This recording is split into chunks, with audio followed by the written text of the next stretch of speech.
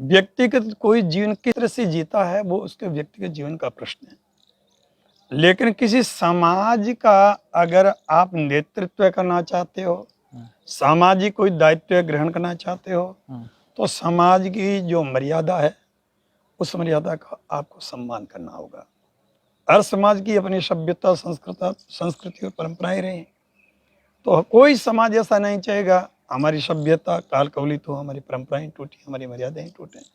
उनको पलकों पे बैठा कर रखा। आज भी समाज के दिल में उनके प्रति वही इज्जत का, सम्मान का भाव है। और चौधरी कुलदीप जी थे, उनका भी लोग सम्मान कर रहे थे, इज्जत कर रहे थे। मैंने पहले भी उनके घर पे जाकर के उनको चेताया था, ये अंतर जातीय संबंध आप करोगे तो एक वो समाज है जो आपकी समाज की परंपराएं, रीति रिवाज, परंपराओं से बिल्कुल भिन्न है। उस परिवार की बेटी आपके परिवार में आएगी तो उसको आमूल चूल अपने जीवन में बदलाव लाना पड़ेगा। अगले परिवार के रहन सहन, खान पान, आचार विचार कैसा है, अगर ऐसा नहीं तो स्वाभाविक आपके बेचारे के मतभेद होंगे, परिवार के साथ मतभेद होंगे। और कल संबंध विच्छेद, मैंने हजारों ऐसे उदाहरण मैं आपको प्रस्तुत कर सकता हूं। अंतरजातीय विवाह किसी भी समाज में चले जाओ, हजारों में एक आदमी निभ गया तो मुझे पता नहीं है, अन्यथा कोई भी आज तक तो वो सक्सेस नहीं हुए। आचार्य जी चाहते हैं कि इस बार विधानसभा चुनाव में समाज सेवा के साथ साथ राजनीति में आकर भी समाज सेवा और धर्म सुधार करें। सो जी, अभी तक मेरी ऐसी कोई मंशा नहीं रही है। बाकी परमात्मा की मंशा क्या है ये तो काल के गाल में क्या है कोई जान नहीं सकता।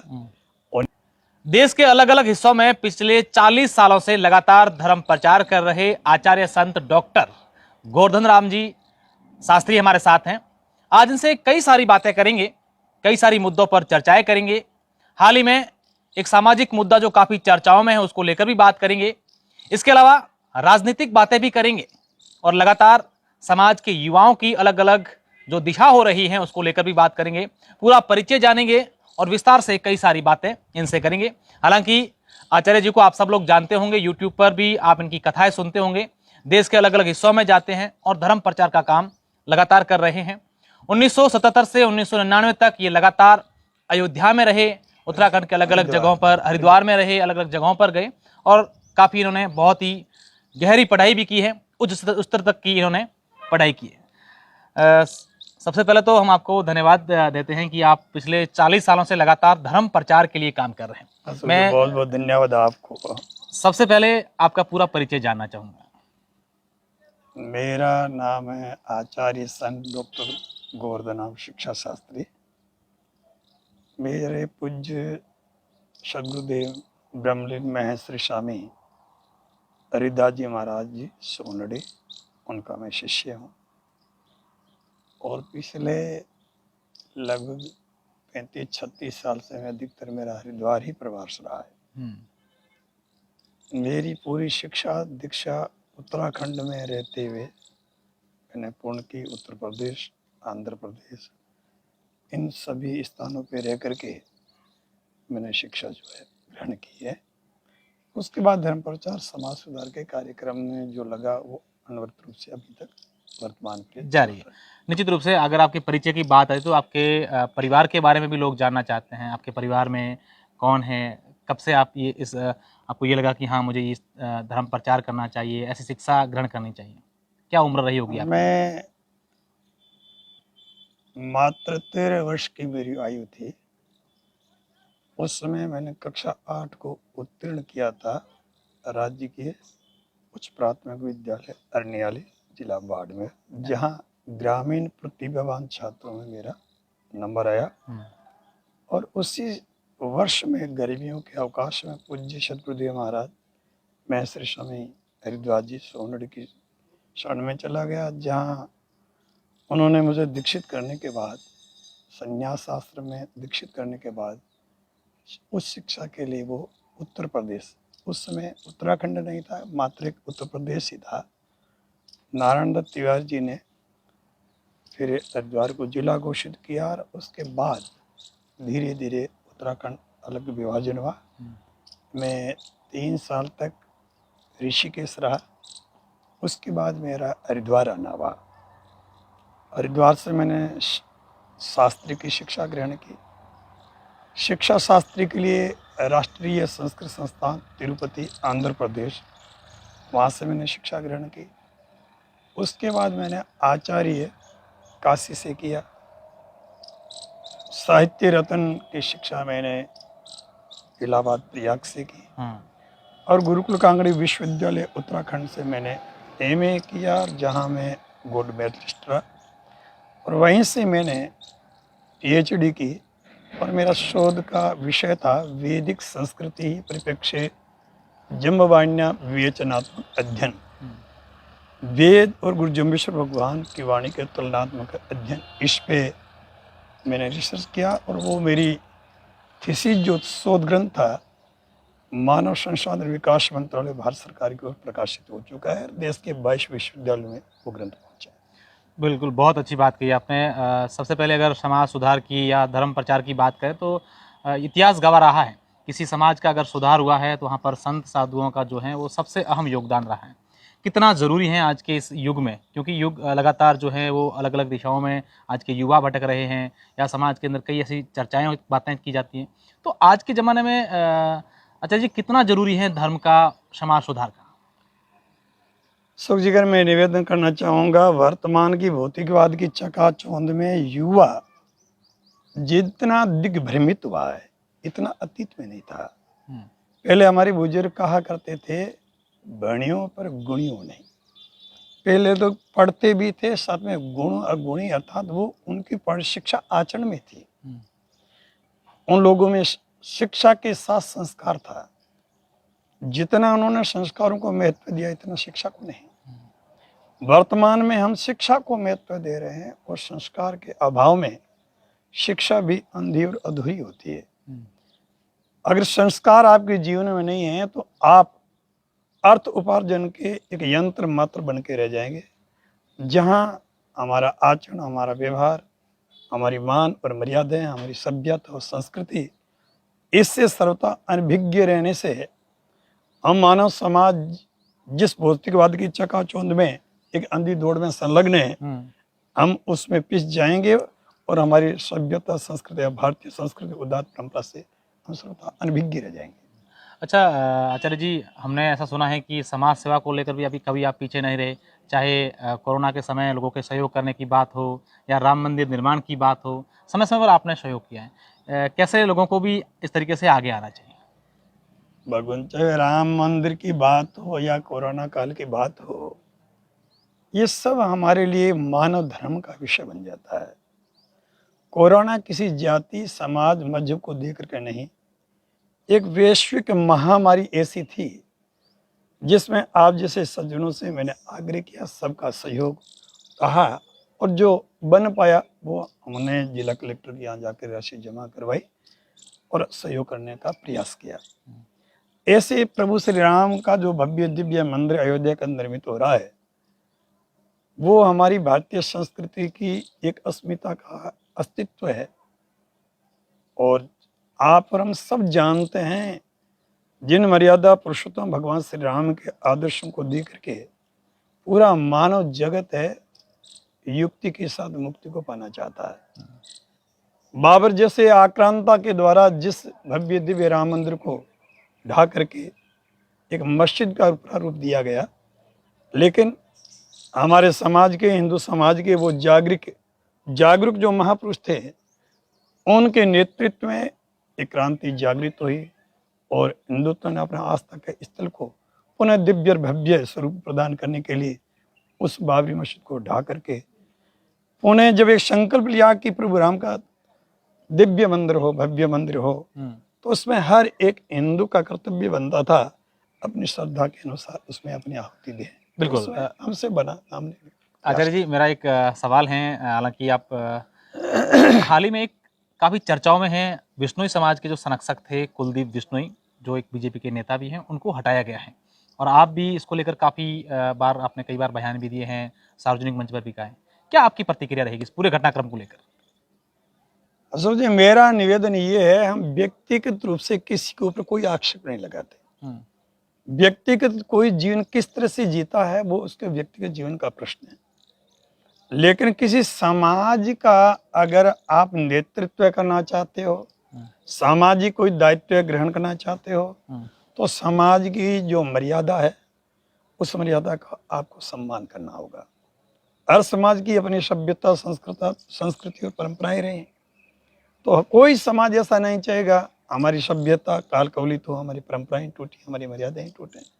क्योंकि मुख्य आदमी जैसा आचरण करता है दूसरे लोग उससे प्रभावित होकर उनका अनुसरण करते हैं। तो जब समाज की रोटी और बेटी की एक मर्यादा रही है, समाज की रोटी और बेटी का समझ समाज में ही रहे, ये वो भी जानते हैं, उनके पूर्वज भी जानते रहे। चौधरी भजन लाल जी मुख्यमंत्री रहे, उन्होंने समाज के लिए बहुत कुछ किया। समाज ने उनको पलकों पे बैठा कर रखा। आज भी समाज के दिल में उनके प्रति वही इज्जत का, सम्मान का भाव है। और चौधरी कुलदीप जी थे, उनका भी लोग सम्मान कर रहे थे, इज्जत कर रहे थे। मैंने पहले भी उनके घर पे जाकर के उनको चेताया था ये समाज की मर्यादा के विरुद्ध है। जैसा कि मैंने अनुरोध किया, बिना संस्कारों के शिक्षा अंधी और अधूरी होती है, पतन का कारण बनती है। और पुत्र मोह में यही उन्हीं के साथ में हुआ। लेकिन हमने फिर भी एक आग्रह किया, अगर समाज का नेतृत्व करना चाहते हो तो समाज की मर्यादा का अनुरूप आपको रहना होगा। लेकिन साधु जी, आप जो बात कह रहे हैं, सरकारें या आज के ज़माने में ये कहा जाता है कि इन सब चीज़ों से बाहर आना चाहिए एक दूसरे के, ताकि इस चीज़ों की सारी जो है वो समाप्त हो जाए। लेकिन आप इसका विरोध सामाजिक स्तर पे कर रहे हैं, क्या करना चाहिए? ऐसा है, कोई भी समाज हो, हर समाज की अपनी एक संस्कृति रही, खान पान, पहनावा, आचार विचार, ये ऐसी चीजें हैं जैसे भौतिकवाद की चकाचौंध हमारे बाहरी शरीर को प्रभावित करती है, इसी तरह से सभ्यता, संस्कृति, परंपरा, रीति और रिवाज ये हमारे अंतर मन को, अंतर जगत को ये प्रभावित करते हैं। अगर शास्त्रों को उठा करके देखोगे, अतीत का इतिहास इस बात का गवाह है। समाज के अंदर भी जब संबंध किए जाते हैं, रिश्ते किए जाते हैं, स्वगोत्र के अंदर कोई संबंध रिश्ता नहीं होता। माँ का गोत्र, पिता का गोत्र, दादा का, दादी का गोत्र, नानी का गोत्र, इनमें रिश्ते नहीं होते हिंदू समाज में। हिंदू समाज तो 7 पीढ़ियों तक के रिश्ते नहीं होते थे। लेकिन समाज के अंदर करोगे तो कई, और डीएनए की दृष्टि से भी आप देखोगे, ऐसे कई घातक रोग और बीमारियां होती है जिनसे बचना बड़ा जटिल, असंभव हो जाता है। और एक बात, दूसरी बात, व्यवहारिक दृष्टि से देखें, अंतर जातीय संबंध आप करोगे तो एक वो समाज है जो आपकी समाज की परंपराएं, रीति रिवाज, परंपराओं से बिल्कुल भिन्न है। उस परिवार की बेटी आपके परिवार में आएगी तो उसको आमूल चूल अपने जीवन में बदलाव लाना पड़ेगा। अगले परिवार के रहन सहन, खान पान, आचार विचार कैसा है, अगर ऐसा नहीं तो स्वाभाविक आपके बेचारे के मतभेद होंगे, परिवार के साथ मतभेद होंगे। और कल संबंध विच्छेद, मैंने हजारों ऐसे उदाहरण मैं आपको प्रस्तुत कर सकता हूं। अंतर जातीय विवाह किसी भी समाज में चले जाओ, हजारों में एक आदमी बगैर तो मुझे पता नहीं है, अन्यथा कोई भी आज तक तो वो सक्सेस नहीं हुए। चाहे डीएनए की दृष्टि से देखो, चाहे स्वास्थ्य की दृष्टि से देखो, जो इस तरह के जो बेमेल जो संबंध होते हैं, वहाँ जहाँ एक विकृति परिवार में होती है, गीता जी के शब्दों में कहूँ तो वहाँ होने वाली औलाद भी वो वर्णशंकर होती है। और वर्णशंकर जो होती है उसके लिए न धर्म होता है, न मर्यादा होती है, न सभ्यता, न संस्कृति होती है। इंसान के रूप में एक 2 पैर वाला पशु, मनुष्य रूपेण मृगाश्चरन्ति, इस तरह से वो जीवन जीते हैं। अच्छा साधु जी, सामाजिक बातें हो गई, आपकी पर्सनल बातें पारिवारिक हो गई, आपकी शिक्षा को लेकर हो गई। अब मैं राजनीतिक कुछ बातें करना चाहूँगा। आप उत्तराखंड, उत्तर प्रदेश से आते हैं, तो योगी जी के बारे में आप काफ़ी प्रशंसा करते रहते हैं। हाल ही में जो अतीक अहमद की घटनाक्रम हुआ उसको लेकर भी आपने योगी सरकार की काफ़ी प्रशंसा की, काफ़ी प्रभावित नज़र आते हैं आप योगी सरकार को लेकर। सुधीर, योगी जी ने जो किया है, एक संत होकर के उन्होंने जो एक संवैधानिक दायित्व को निभाने का जो संकल्प लिया, प्रतिज्ञा ली राज धर्म की, राज धर्म के अंदर न कोई अपना आता है, न कोई पराया होता है। पूरा प्रदेश और प्रदेश की पूरी प्रजा परिवार की तरह होती है। आप जानते हैं हमारे शरीर के अंदर एक भी अंग हमें बेकार नहीं लगता है, हर अंग हमें अच्छा लगता है। लेकिन किसी अंगुली में, अगर छोटे वाली अंगुली में भी नासुर पैदा हो जाए तो उसका भी हम पैसा देकर डॉक्टर से ऑपरेशन करवाते हैं। तो समाज को एक स्वस्थ, निर्भीक, एक सुशासन देने के लिए ऐसे भूमाफिया या माफिया जो भी रहे हैं, जो आतंक का भय का वातावरण पैदा करके आम प्रजा के अंदर, आम लोग जन के अंदर जो दहशत का वातावरण तैयार करते हैं, ऐसे लोग अराजकता का एक प्रतिरूप बन करके वो समाज के अंदर एक भय का ऐसा वातावरण पैदा कर देते हैं जहां आम लोग उनसे त्रस्त होते हैं। ये वो लोग थे, मन में आया उनका घर पे कब्जा कर लिया, जमीन पे कब्जा कर लिया। ऐसे से गरीब लोग जिनकी आत्माएं रो रही थी, लेकिन मोदी जी के आने के बाद पूरे उत्तर प्रदेश के अंदर किसी भी वर्ग का कोई भी व्यक्ति है, आधी रात को बहन बेटियां जाती है तो उनको तसल्ली, मोदी जी की, योगी जी की सरकार है, हमें अपनी इज्जत आबरू से डरने की जरूरत नहीं, हमें सुरक्षित है। अच्छा बाबू जी, यूपी की बात हो गई, योगी जी की बात हो गई, अगर अपन इस क्षेत्र की बात करें, क्योंकि आप अपने जैसा कि बताया आप बाड़मेर से बिलोंग करते हैं, आपका जन्म यहीं है, जन्मभूमि यहीं है, और इस क्षेत्र की बात करें, अगर गुड़ामलानी, धोरीमन्ना या इस क्षेत्र की बात करें तो यहाँ पर लोग आपको काफ़ी पसंद भी करते हैं और काफ़ी संख्या में आपके यहाँ पर अनुयायी भी हैं। क्या आचार्य जी चाहते हैं कि इस बार विधानसभा चुनाव में समाज सेवा के साथ साथ राजनीति में आकर भी समाज सेवा और धर्म सुधार करें?